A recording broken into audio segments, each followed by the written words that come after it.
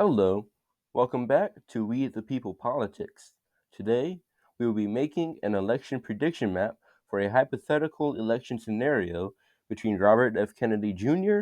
and Ron DeSantis based on historical trends and my personal interpretations. I previously made a video exploring Kennedy's role in the 2024 election. If you want to go check it out, the link will be in the description down below. He is currently an independent candidate in the election, although he was previously running for the Democratic nomination. He has been staunchly against big pharma, big tech, big oil, globalism, and the military industrial complex.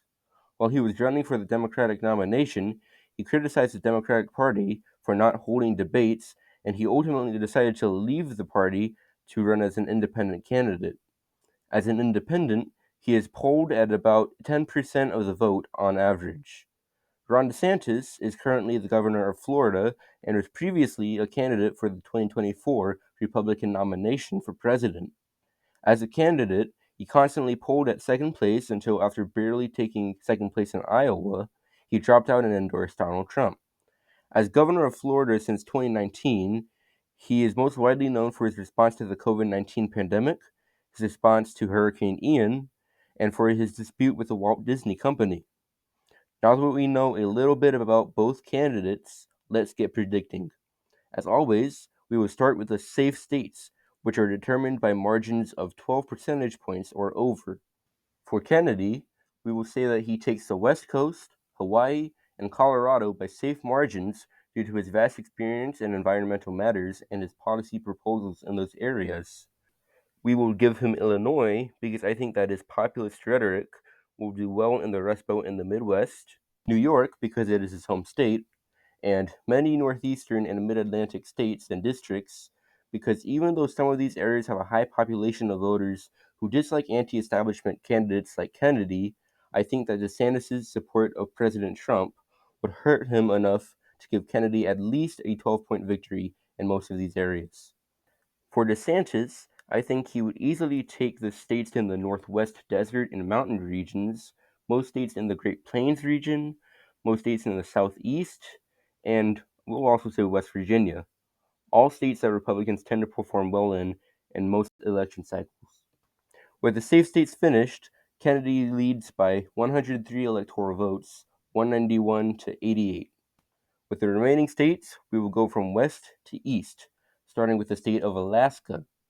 I think Kennedy would do better than most Democrats due to his environmental record, but I don't see it getting any closer than a likely margin, just above 5%. So we will say it is likely DeSantis, a likely margin being between 5 and 12 percentage points. The state of Nevada voted in a Republican governor in 2022, and President Trump has been polling very well there.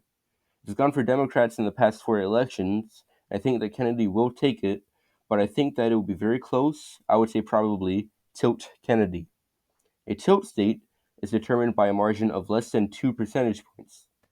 Utah is a state that is very favorable to independents, and recently, Trump has been doing somewhat poorly in the polls there, earning only 8 to 10%. I think that Kennedy would be able to do very well there, so we would say that it is only likely DeSantis.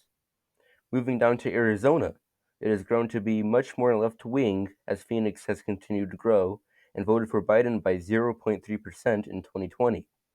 I think Kennedy would do very well here, as well due to his border policy being much tougher than Biden's, and DeSantis just being overall less popular than Donald Trump. So we would say that Arizona is lean Kennedy, with a lean margin being between 2 and 5 percentage points. Moving over to New Mexico, it has voted for Democrats by likely margins in the past three elections. I think that Kennedy could get close to a safe margin due to his border policies and his environmental record, so we would say that New Mexico is just barely likely Kennedy. In the state of Texas, I think that due to the incredible growth in the state and Kennedy's border policies, I think that he will perform very well here. I think that his anti-oil policies will prevent him from flipping the state, so we would say that the Lone Star State is at the end of the day lean DeSantis.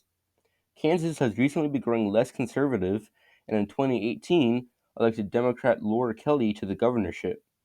I think that Kennedy could just barely come within a 12-point margin of winning it, making it likely DeSantis. Nebraska's first congressional district was decided for Trump by only 14%. After redistricting, it lost a conservative county, and Omaha, in the second district, has continued to grow. So I would say that DeSantis probably takes it by a likely margin. I would say that due to its growth and the fact that President Biden won it by a likely margin in 2020, the second district will probably be likely Kennedy. Missouri was the closest state in the 2008 presidential election and voted for Trump by about the same margin as Kansas in 2020, so we will say that it is also likely DeSantis. Up in Iowa, it was a state that backed Obama in 2008 and 2012 before Trump came in and won it by large margins in 2016 and 2020. I think that with the populist message of Kennedy, he would return the Democratic Party to dominance in this region of the country. However, I don't think it will be enough to flip Iowa, so we will say that it is lean DeSantis.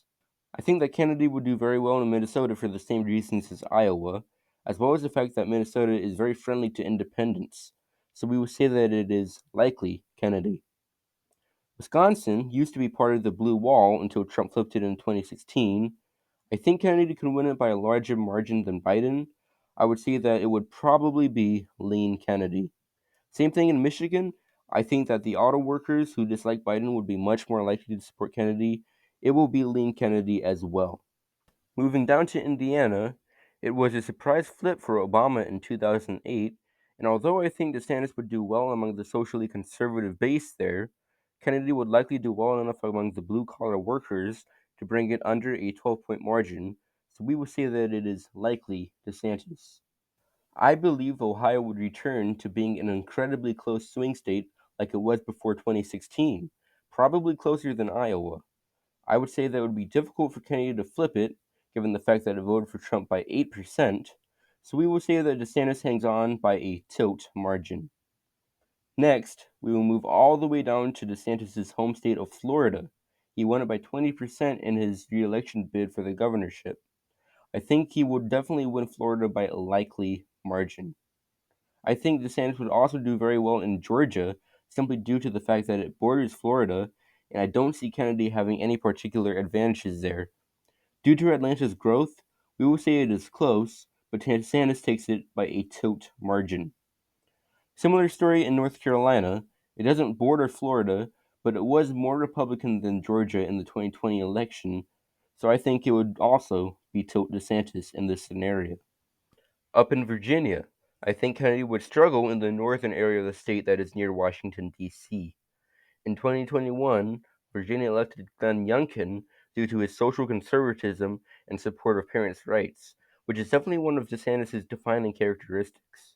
I think that Virginia would probably be lean Kennedy, almost tilt, but we will say that it is lean. Up in Pennsylvania, I think Kennedy would probably do well among working class voters and would likely go to Kennedy by a similar margin to Michigan and Wisconsin. So we would say that Pennsylvania is lean Kennedy. That will put him over the 270 electoral votes he needs to win, but we still have two states and a congressional district to get to. So let's move over to New Hampshire, where it went pretty handedly for Biden in 2020, and it does tend to favor independent candidates as it has a large portion of independent voters. It does tend to favor establishment candidates and might be somewhat unfriendly to Kennedy's populist proposals, but I think he could still win it by a likely margin. Maine is very similar to New Hampshire, except it tends to vote slightly to the left of the Granite State, and I think Kennedy would also win its two electoral votes by a likely margin. And finally, in Maine's second congressional district, I think DeSantis would probably win by a similar margin to Trump's 2020 victory. I think that Kennedy would do better than Biden, but I don't think it would be enough to bring the district under a 5-point margin. So we will say that it is likely DeSantis. And with that, we conclude this hypothetical prediction. Kennedy with 287 votes, DeSantis with 251. I think that overall, DeSantis would suffer due to his overall lack of charisma, and I don't think his record as governor would carry him over the finish line. I think voters consider Kennedy to be the candidate of change despite being a Democrat, and change is what the people seem to want this cycle. With all of that said, please subscribe if you enjoyed this content. We just reached 100 subscribers a little over a week ago, We are aiming for 500 by November. Also, I just recently started releasing polls every single day. If you go to my channel and look under community, you too can take part in those polls. I would definitely suggest you do that. I hope you enjoyed this video, and I can't wait to see you in the next one.